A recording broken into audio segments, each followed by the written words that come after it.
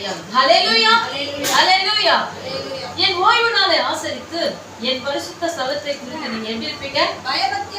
பயபக்தியா இருக்கணுமா? அவருடைய ஓய்வு நாளை குறித்து எப்படி இருக்கணுமா? பயபக்தியோடு. நம்ம பக்தி வேற, பயம் வேற. ஹல்லேலூயா. பயத்தோடு கூடிய பக்தி நமக்கு ரொம்ப முக்கியமா தேவைப்படுது. நீங்க பயந்து வந்தவருக்கு ஆராதனை செய்யணுமா? நீங்கள் கட்டளைகளின்படி நடந்து கற்பனைகளை கை கொண்டு அவைகளின்படி செய்தா நான் என்ன பண்ணுவேன்? இப்பதான் ஆசீர்வாதத்துக்கு நேரம் வராரு.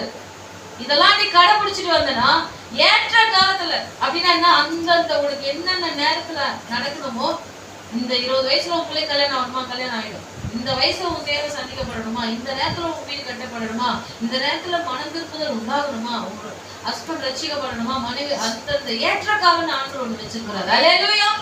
ஆண்டவர் சொல்ல எல்லாவற்றுக்கும் ஒரு காலம் உண்டு.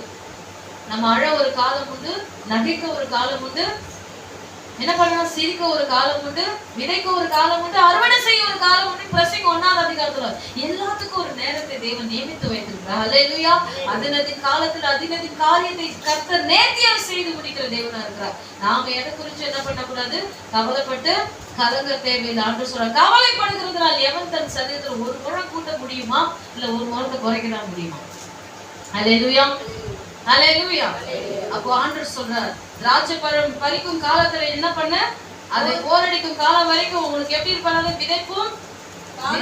ஆமா, எல்லா சீசன்லயும் உனக்கு பழம் வந்துட்டே இருக்கும். நீ விதைக்கிற நேரத்துல அறுவடை செய்வ. தேவன் அந்தந்த டைமுக்கு இல்லன்றத தேவன் விடவே மாட்டான். வீட்டுக்குள்ள எப்படி ஆசீர்வாதம் உன்னை தேடி வந்துட்டே இருக்குன்னு தெரியும். ஹல்லேலூயா.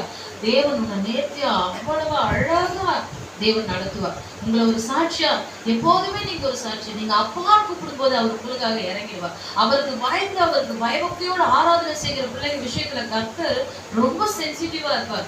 கண்மணி மேல அவங்களை பார்த்துக்கிட்டே இருப்பார். என் மகன் என்ன கூப்பிடுறா, என் மகனுக்கு இந்த தேவை, அவளுக்கு இது தேவைப்படுது, என் மகனுக்கு இது ஒரு நெருக்கத்துல இப்படி ஒரு சோதனை வருது. தேவன் எப்போதுமே ஒரு சைன்யத்தை ஒரு ஆயத்தப்படுத்தி வைத்துக் கொண்டே இருப்பார். அல்லேலூயா. ஏன்னா தாவீதை பார்த்து அவன் எனக்கு பயப்படுறவன், ஆபிரகாமின் சொல்லுக்கு கீழ்ப்படுகிறவன். இன்னைக்கு நம்மளை பார்த்து சொல்ல முடியுமா, நீ எனக்கு பயப்படுறவ, நீ என்ன தேடுறவ, நீங்க என்ன தேடுறவங்க, நீங்க என்ன